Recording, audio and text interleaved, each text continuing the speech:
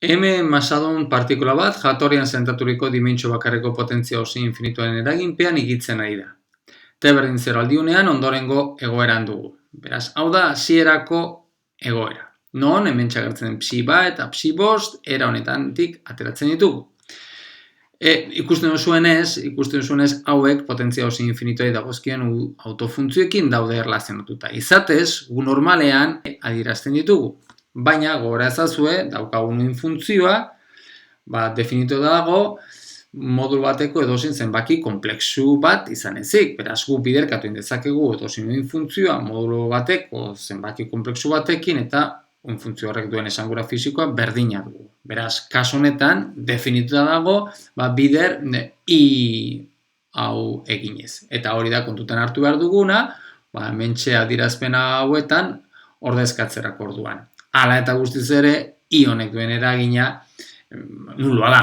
Ez dauka inolako eraginik. Baina hori kontutan hartu dezakegu definitu daitekeela baita autofuntzioa, Hamilton-Darren autofuntzioak I honekin, nesta normalean horrela ez egin. Zein da egoera honen momentuaren desbideratze kuadratikoa, hori da kalkulatu behar duguna. Hauze, beste edozein T aldiunean, beraz, T-ren funtzioan kalkulatu behar dugu. Beraz, lehenengo eta behin, gogora ezagun, zein den desbideratze kuadratikoaren definizioa, T-ren funtzioan duguna. Beraz, hauze dugu, P karratuaren eragiaren funtzioan jarriko dugu, P karratuaren batez bestekoa, T-ren funtzioan, P-ren batez bestekoa, baita temperaturen funtzioan karratua. Beraz, azken finean egin behar dugu, bai P-ren batez bestekoa eta P karratuaren batez bestekoa kalkulatu beharko ditugu denboraren funtzioan. Denboraren funtzioan eskatzen digutenez, hementxe daukagun hasierako egoera hau egoera honi dagokion denboraren garapena egin beharko dugu lehenengo eta behin. Lehenengo eta behin egingo duguna gauza bat, da, batez bestekoak kalkulatu beharko ditugunez, hementxe daukagun uin funtzioa, izatez, ez dago normalizatuta. Beraz, egin beharko duguna da, lehenengo eta behin normalizatu. Horretarako, kalkulatuko dugu zein den psi horren modularen karratua, eta hori egiteko ordezkatuko dugu. Izatez zuzenean jakin badakizue nola egin dezakezue bestela, kalkulatzen dugu honi dagokion modula. Beraz, hauze dugu, kontutan hartu behar ditugu gauza bat, hau egiterakoan gauza batzuk kontutan hartu behar ditugu. Hementxe daukagun oinarria ortonormala da. Horrek esan nahi du psi bat bider gauza eskalarak agertzen direnean, batekoak ditugula, edo psi bost bider psi bost, eta gurutzatuak agertzen direnean nulua. Beraz, hori kontutan hartzen badugu, lehenengo 0 ez dana, da psi bat bider psi bat, hori batekoa dugu, eta gero bestea dana psi bost bider psi bost. Kontuan izan, hori egiterakoan, hementxe agertzen diren zenbaki irudikariek kanpora ateratzerakoan bere konplexu konjugaturekin ateratzen direla, eta hori dela eta orduan plus lau geratzen zaigu. Beraz, hau bostekoa dugu, beraz, ikusten duzuenez, hau ez dago normalizatuta. Beraz, lehenengo eta behin egingo duguna izango da hau normalizatu.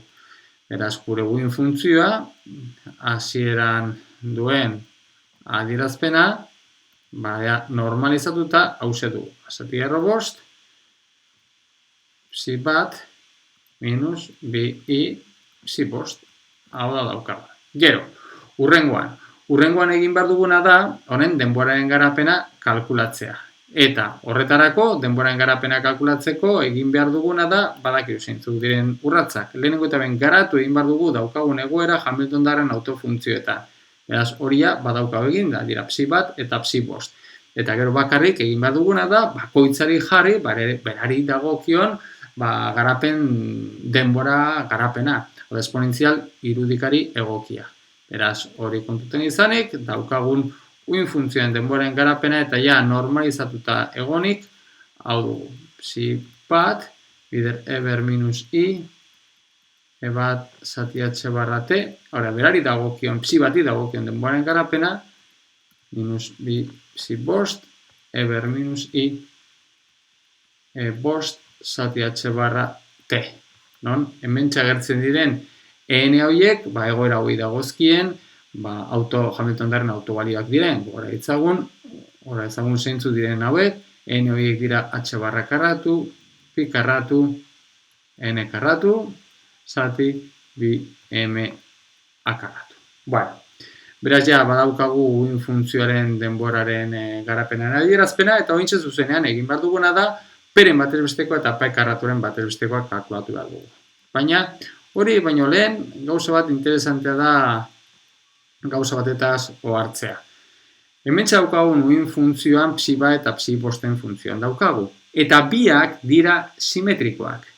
Beraz, bi funtzio simetrikoen batura edo kendura badugu, geratzen den uin funtzioa baita simetrikoa dugu. Beraz, hemen daukagun uin funtzioa simetrikoa dugu edozein p aldiunetarako. Eta hori importante izango dugu gero, adibidez, peren batez bestekoa kalkulatzerako orduan. Peren batez bestekoa kalkulatzerako, zuzenean peren eragiaren bitartez egingo dugu minus IH barra x-eko diratu partziala, beraz, guze dugu, minus IH barra, psi, beraz, hau da kalkulatu behar duguna. Eta integralen forma jartzerakoan, guze dugu integrala. Integrala dago eginda, dagoen daukagun potentzial osinaren zabaleran a dugunez, minus a zati bitik, a zati bira, eta esaten digute zeroan dugula zentratuta, eta hortik kanpo, uin funtzioa 0 denez, orduan integrazio tartea bakarrik hause dugu. Beraz dugu, psiren komplexu konjukatua bider, psiren x-eko derivatua. Uin funtzioa simetrikoa dela esan dugu. Uin funtzioen derivatua, uin funtzioa simetrikoa bada, derivatua antisimetrikoa dugu. Beraz, simetrikoa bider antisimetrikoa, geratzen den biderkadura antisimetrikoa dugu. Eta, hortaz gain daukagun integrazio tartea simetrikoa denez, orduan zuzenean, hemetik ateratzen den integrala da 0. Beraz, peren batez bestekoa simetriak direla eta 0 geratzen zaigu. Beraz, ez dugu horren integralak kalkulatu behar. Beraz, urrengoa egingo duguna da p karraturen batez bestekoa kalkulatuko dugu. Hauek ja 0 ez dira izango, ez? P karratua inoiz zaigu 0 geratuko. Bueno, orduan, kasu triviala ez badugu.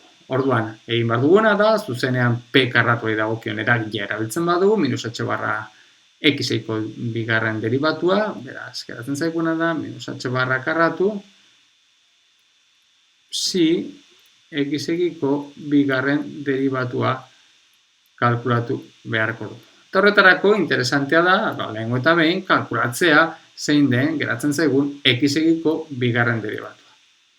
Bueno, hori erraza dugu, zuzenean daukagun adierazpena erabiltzen badugu, x-ekiko bigarren derivatua kalkulatzen badugu, geratzen zaiguna ondorengoa da. Minus pasati erro bost. Claro, geratzen zaiguna da, uin funtzioak dira sinoak eta kosinuak. Orduan, oin derivatuak, berriro sinoak aldiz deribatzerakoan, berriro uin funtzio bera lortzen dugu. Beraz, hau da lortzen duguna. Pi, zatia karratu, psi bat, minus, bi, i, bost, pi, zatia karratu, psi bost. Eta, hau da geratzen zaigun, uin funtzioaren bigarren derivatua. Beraz, p karratuaren batez bestekoa kalkulatzerako orduan, zer zanik ez hemen ahaztu zaizkit denboraren ekarpena. Hori izango litzateke, hemen joango litzateke e ber minus i, e bat, zati h barra t, eta hemen izango nuken e ber minus i, e bost, zati h barra t.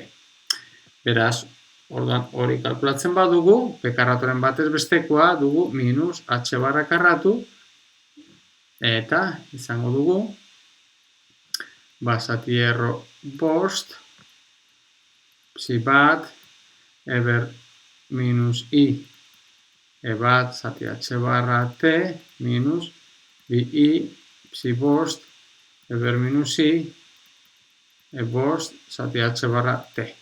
Hori dugu alde batetik, eta gero bestatetik, geratzen zaiguna da, minus honekin, kanpokoa plus geratzen zaigu, zati erro bost berriro,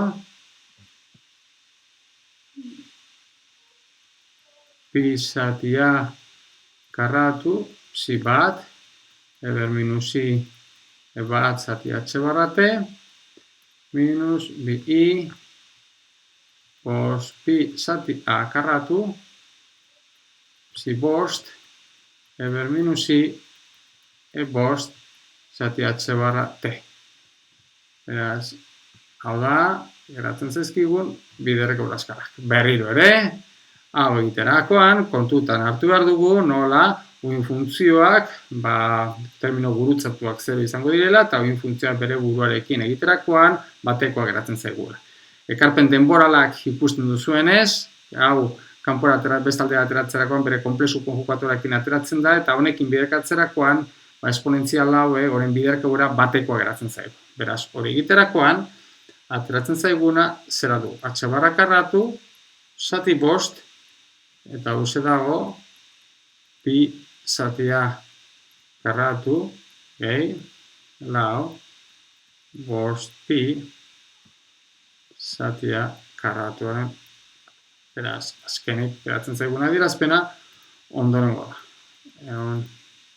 Eta bat, zati bost, h barra karratu, pi karratu, zati a karratu.